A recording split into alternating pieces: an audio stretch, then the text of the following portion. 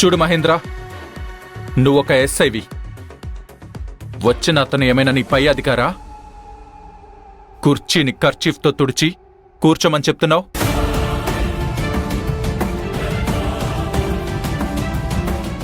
వచ్చిన అతను ఒకవేళ మన పై అధికారి అయినా నువ్విలాంటి పనులు చేయకూడదు. ఎందుకంటే నీ పోస్ట్ అలాంటిది. సత్య గారు యూత్ ప్రెసిడెంట్, మన ఏఎస్ఐ అయిన మంజు గారి భర్త. రేపొద్దున ఎమ్మెల్యే అయ్యే అవకాశాలు లేకపోలేదు. సరే, ఒక పని చేయి మహేంద్ర, ఈసారిని మీ ఇంటికి తీసుకుని వెళ్ళు. కాళ్ళు కడుక్కోవడానికి నీళ్ళివ్వు, తుడుచుకోవడానికి టవలివ్వు.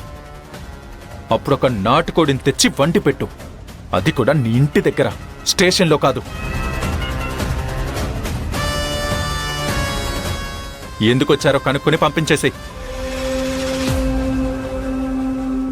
కనుక్కోవడం ఇబ్బంది అనిపిస్తే నేనే కనుక్కుంటాను.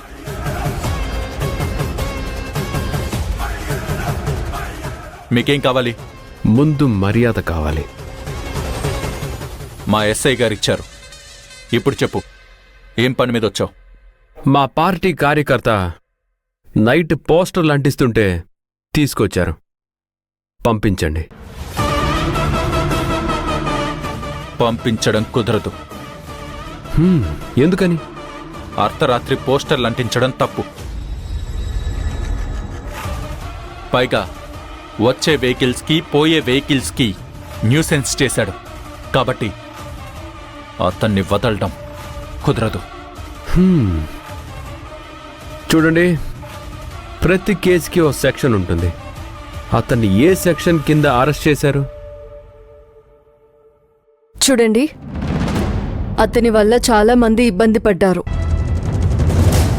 4 వచ్చి కంప్లైంట్ రాసిచ్చారు. ఇప్పుడు మీరొచ్చి విడుదల చేయమంటే ఎలా విడుదల చేస్తాం? నాకు తెలుసు మీరు విడుదల చేయమని అడగగానే చెయ్యరని. అందుకే బెయిల్ తీసుకొని వచ్చాను. మా లాయర్ గారు వచ్చేస్తున్నారు.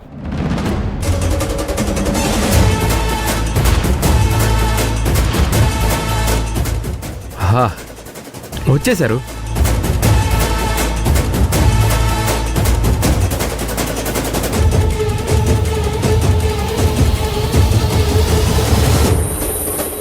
అతనికి బెయిల్ ఇవ్వడానికి వచ్చాను.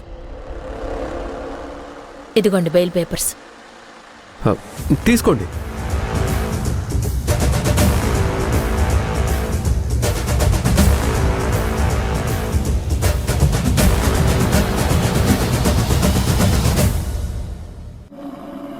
మేడం, మీరొచ్చారేంటి మేడం?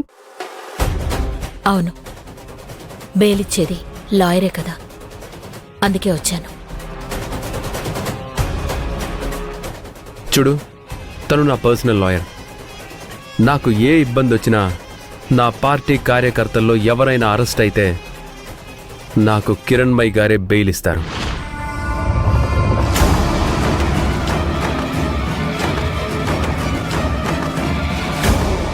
కానిస్టేబుల్, అతన్ని రిలీజ్ చేయండి.